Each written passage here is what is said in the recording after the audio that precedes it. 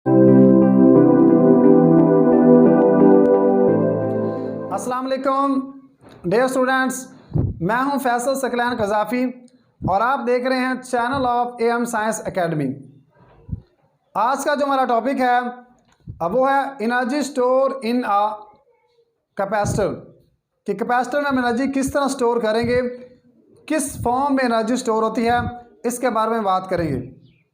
Actually जो capacitor होता है वो एक एनर्जी स्टोर डिवाइस होती है जिसमें चार्जेस स्टोर होते हैं, एनर्जी स्टोर होती है। तो कैपेसिटर में जो एनर्जी होती है in the form of electric field की फॉर्म में एनर्जी स्टोर होती है। तो इसको अंडरस्टैंड करने के लिए जो कैपेसिटर हमने यूज़ किए हैं ये दोनों ऑपोजिट कैपेसिटर हैं, यानी कि ऑपोजिट चार्ज हमारे पास दो प्लेट हैं और ये क्या कहलाता है, कैपेसिटर कहलाता है। अब इस डायग्राम में देखें तो यहाँ पर हमारे पास दो प्लेट हैं जो कि क्या है, ऑपोजिट चार्ज प्लेट हैं। एक के ऊपर पॉजिटिव चार्ज है तो दूसरी के ऊपर नेगेटिव चार्ज है। ये जो सेटअप है इसमें जो हमारे पास प्लेट हैं उनको अटैच किया गया पोटेंशियल डिफरेंस के साथ, एक बैटरी के साथ अटैच किया गया और ये बैटरी क्या करती है, इनको पोटेंशियल डिफरेंस प्रोवाइड करती है। अब इसी तरह ये जो बैटरी है ये पोटेंशियल डिफरेंस अप्लाई कर रही है और ये हमारे पास वो स्विच है जो कि इस वक्त क्लोज है। इसका मतलब है कि अब जो चार्जेस हैं वो मूव कर रहे हैं और इसकी वजह से कैपेसिटर में जो चार्जेस हैं वो एनर्जी को स्टोर कर रहे हैं। इन दोनों जो प्लेट्स हैं इनका जो दरमियानी फासला है वो बहुत कम रखा गया है। कम इसलिए रखा गया ताकि यहाँ पर पैदा होने वाली जो इलेक्ट्रिक फील्ड है वो कांस्टेंट हो सके, क्योंकि जो इलेक्ट्रिक फील्ड होती है वो वेरी करती है 1/r²। तो इसलिए यहाँ पर इलेक्ट्रिक फील्ड को कांस्टेंट रखने के लिए दोनों प्लेट्स का जो दरमियानी फासला होगा उनको हमने क्या करना है, कम करना है ताकि इलेक्ट्रिक फील्ड यहाँ पर कांस्टेंट हो सके। इसी तरह ये हमारे पास सेकंड फिगर है, इसमें क्या है, हमारे पास ये दोनों प्लेट्स हैं, पॉजिटिव प्लेट है, नेगेटिव प्लेट है। इसके मैंने अटैच किया हुआ है पोटेंशियल डिफरेंस के साथ और ये क्या है, इस वक्त मैक्सिमम पोटेंशियल डिफरेंस है इसका, यानी कि मैक्सिमम पॉइंट पर है। तो जब यहाँ पर ज़्यादा इसकी वैल्यू होगी, जो पोटेंशियल डिफरेंस है उसकी वैल्यू ज़्यादा होगी तो यहाँ पर जो चार्जेस स्टोर होंगे वो भी क्या होंगे, ज़्यादा होंगे। चार्जेस की अमाउंट भी क्या होगी, ज़्यादा होगी। तो हम देखते हैं कि एनर्जी किस तरह इसमें स्टोर होती है। तो इन जो प्लेट्स में एनर्जी स्टोर होती है उसके मुताबिक जो फर्स्ट करें कि जो पहले हमारे पास जो प्लेट्स थी इनको हमने पोटेंशियल डिफरेंस से या एनर्जी जो हमने स्टोर लगाई है बैटरी इसके साथ अटैच किया था, तो उस वक़्त बैटरी जो पोटेंशियल डिफरेंस था वो ज़ीरो था, यानी कि अभी हमने बैटरी अटैच नहीं की है, या आप कह लें जो स्विच हमारा है वो ओपन है, क्लोज नहीं है। तो इस वक्त हमारे पास जो पोटेंशियल होगा वो क्या होता है, ज़ीरो होता है। एक्चुअली यहाँ पर जो एनर्जी स्टोर होती है वो किस फॉर्म में होती है, वो स्टोर होती है कि हम क्या कर रहे हैं, एक चार्ज को क्या कर रहे हैं, फोर्स लगा रहे हैं, एक चार्ज पर फोर्स लगा रहे हैं और वो जो चार्ज हो रहा है वो डिस्प्लेसमेंट कवर कर रहा है, यानी कि यहाँ पर जितने भी चार्जेस आएंगे ये इनको क्या कर रहे हैं, इस पर वर्क कर रहे हैं और इस पर फोर्स लगा रहे हैं। चार्जेस क्या कर रहे हैं, मूव कर रहे हैं। चार्जेस मूव करने की वजह से इन पर फोर्स लग रही है, चार्जेस मूव कर रहे हैं, इसका मतलब है वर्क नन हो रहा है। एक चार्ज को यहाँ से यहाँ तक ले जाने के लिए ये जो बैटरी है इनके ऊपर काम कर रही है, वर्क कर रही है। तो वर्क की वजह से क्या हो रहा है, ये जो चार्जेस हैं वो एक पॉइंट से दूसरे पॉइंट की तरफ जा रहे हैं और यहाँ पर स्टोर हो रहे हैं। ये जो एनर्जी यहाँ पर मौजूद है ये एक्चुअली वो वाली एनर्जी है जो बैटरी खुद काम कर रही है, वो जिसका काम है वो कन्वर्ट हो रहा है इलेक्ट्रिक पोटेंशियल एनर्जी में। बैटरी चार्ज को क्या कर रही है, यहाँ से दूसरी तरफ लेकर जा रही है। तो ले जाने के लिए जितना भी काम हो रहा है वो एक्चुअली क्या हो रहा है, इसमें स्टोर हो रहा है और हम कह रहे हैं इसमें एनर्जी स्टोर हो रही है। और ये जो एनर्जी है इसे हम नाम देते हैं इलेक्ट्रिक पोटेंशियल एनर्जी। तो इसके मुताबिक जब हमारा स्विच ओपन था इसका मतलब पोटेंशियल डिफरेंस ज़ीरो होगा, तो वो हमारे पास क्या है, ज़ीरो है। तो हम क्या फाइंड करेंगे, एवरेज पोटेंशियल डिफरेंस फाइंड करेंगे।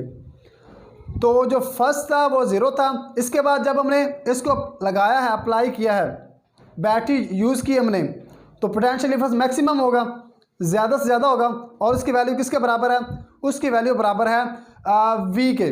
तो जब एवरेज लेंगे तो 0 + V, यानी कि फर्स्ट जो पोटेंशियल डिफरेंस था प्लस सेकंड जो पोटेंशियल डिफरेंस है डिवाइडेड बाय 2, तो ये हमारे पास क्या आ जाएगा, एवरेज पोटेंशियल डिफरेंस आ जाएगा। तो जो इलेक्ट्रिक पोटेंशियल एनर्जी है एक्चुअली वो बराबर है V/2 के बराबर है। अब इसी तरह ये जो वर्क डन हो रहा है हम इसको एनर्जी भी कह सकते हैं, क्योंकि जो वर्क है ये एक तरीका है एनर्जी को एक फॉर्म से दूसरी फॉर्म में कन्वर्ट करने का। तो इसलिए पोटेंशियल एनर्जी जो है ये बराबर एनर्जी के, और इसे हम नाम देते हैं delta V, which is equal to Q, हमारे पास क्या आ जाएगा डेल्टा V।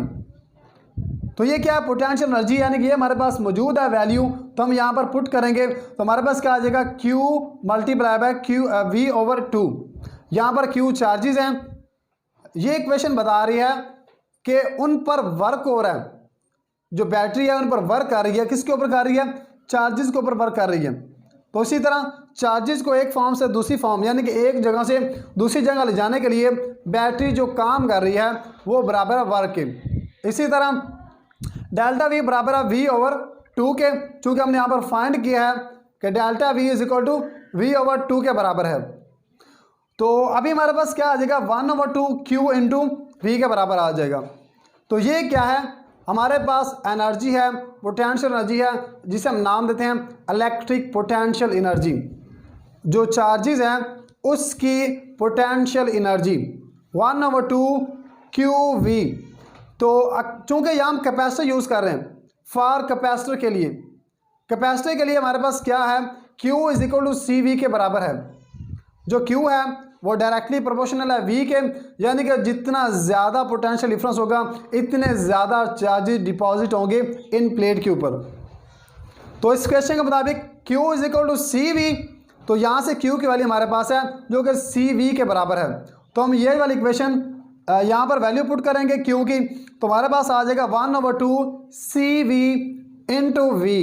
ये CV वैल्यू है इस Q की जो हम यहाँ पर पुट कर रहे हैं। तो इसी तरह हमारे पास आ जाएगा 1/2 CV का स्क्वायर। तो ये हमारे पास एनर्जी स्टोर होगी इन कैपेसिटर के ऊपर, इन पैरेलल प्लेट के ऊपर एनर्जी स्टोर हो चुकी है, और इसे हम लिखेंगे energy is equal to half CV का स्क्वायर।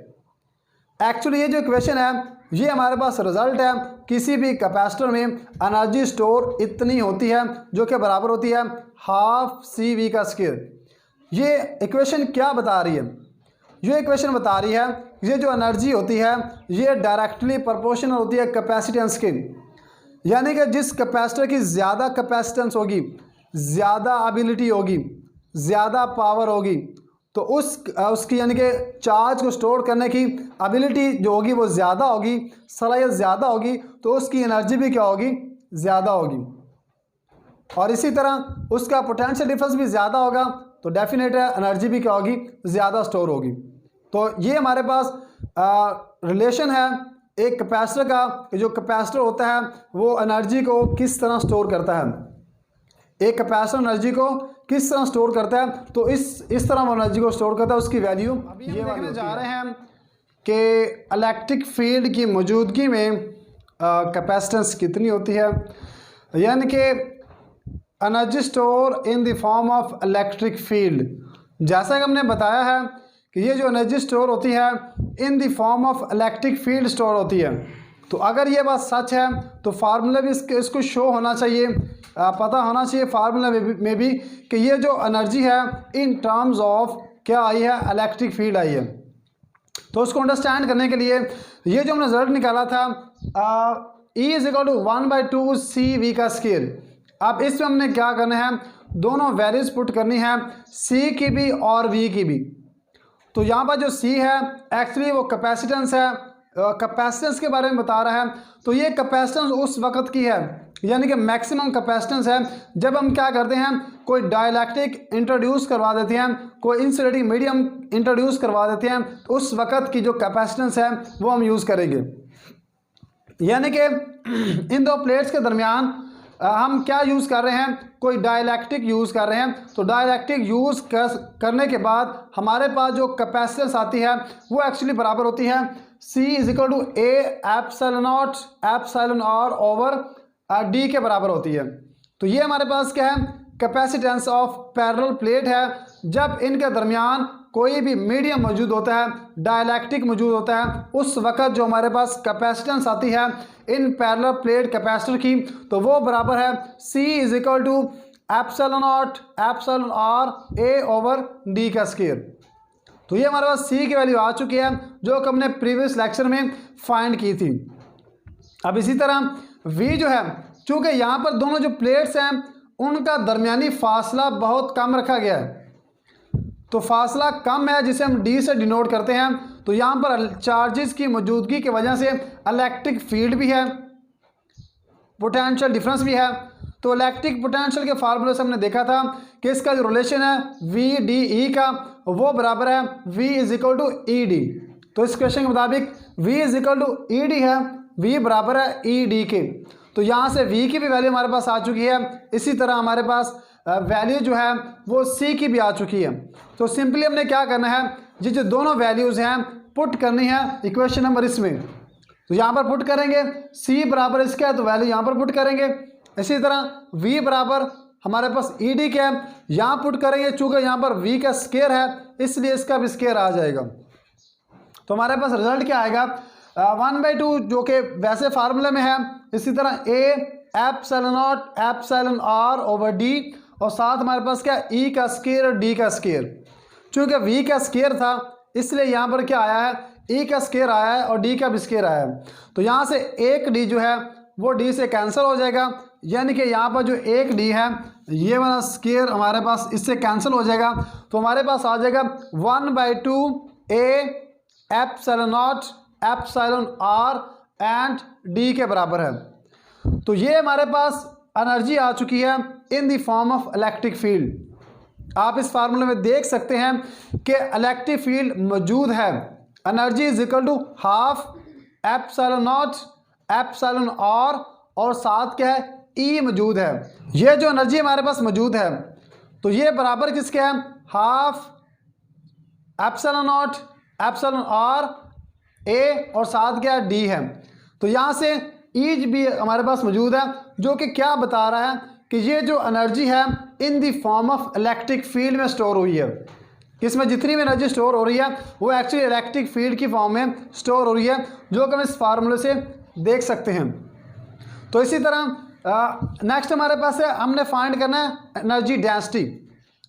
तो एनर्जी डेंसिटी से मुराद क्या है कि इन दो जो पैरेलल प्लेट हैं इनमें जो डेंसिटी होती है इसकी वो किसके बराबर है, यानी कि एनर्जी जितने वॉल्यूम पर है, जितना उसका मैस है, जितना वॉल्यूम उसने लिया हुआ है, इसकी डेंसिटी भी तो होनी चाहिए। तो ये जो डेंसिटी है ये किसके बराबर है, ये हमने चेक करना है कि डेंसिटी किसके बराबर है। तो इसके लिए हमारे पास है एनर्जी डेंसिटी।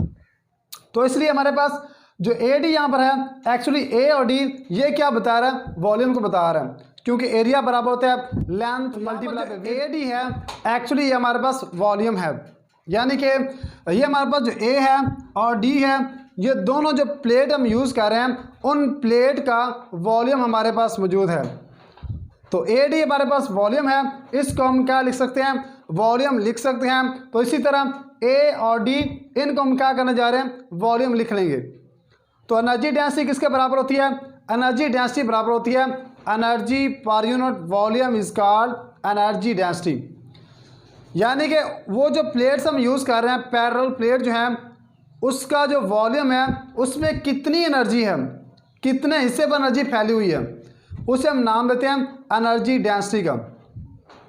यानी कि energy per unit volume is called energy density.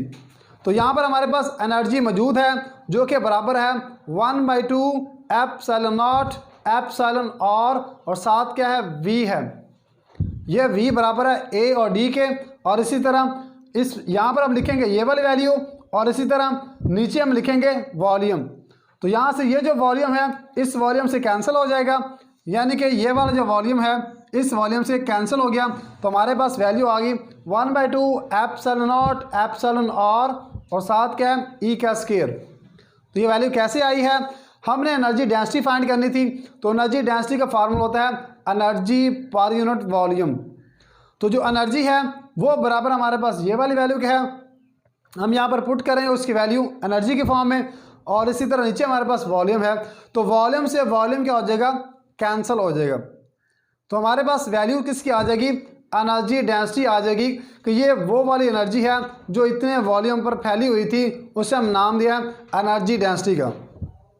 तो ये हमारे पास वैल्यू किसके बराबर है, 1/2 एप्सिलॉन नॉट एप्सिलॉन और साथ क्या है, ई का स्क्वायर है।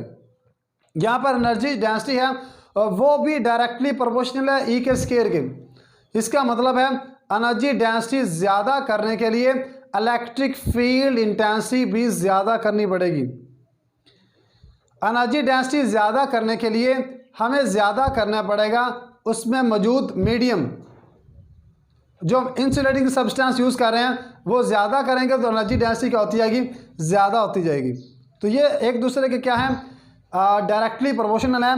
तो इस जो पूरा लेक्चर था इससे हमने क्या सीखा है, तो ये हमारा था एनर्जी स्टोर इन इलेक्ट्रिक फील्ड के इलेक्ट्रिक फील्ड में जो एनर्जी किस तरह स्टोर होती है वो हमने देखा है। इसी तरह एनर्जी स्टोर इन कैपेसिटर कि जो कैपेसिटर होता है वो एनर्जी को किस तरह से स्टोर होता है करता है, और इसी तरह एनर्जी किस तरह उसमें स्टोर होती है और एनर्जी किस फॉर्म में स्टोर होती है।